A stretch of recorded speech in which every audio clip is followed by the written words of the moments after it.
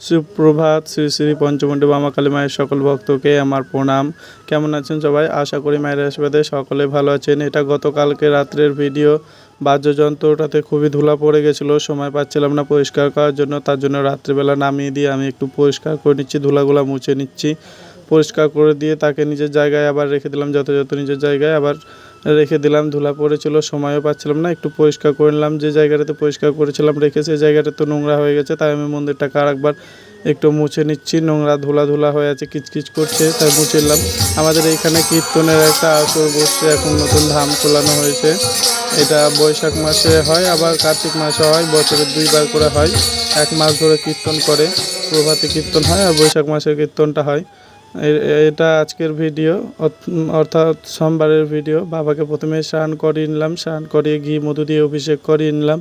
এখন আবার শুদ্ধ একটু গঙ্গা জল দিয়ে বাবাকে আবার স্নান করিয়ে নিলাম, যেহেতু ঘি মধু দিয়ে অভিষেক করেছিলাম।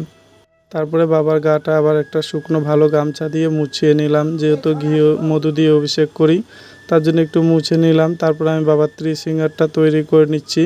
এটা অষ্টগন্ধা দিয়ে তৈরি করি। অষ্টগন্ধাকে একটু গঙ্গা জল হাতে নিয়ে তারপরে তৈরি করি। আগে হাত দিয়ে করতাম, মোটা হতো, তার জন্য এখন ব্রাশ দিয়ে করি, পাতলা হয়, ভালো লাগে। তারপরে নিজেও একটু বাবার ত্রিশৃঙ্গার থেকে একটু তিলকটা কেটে নিলাম।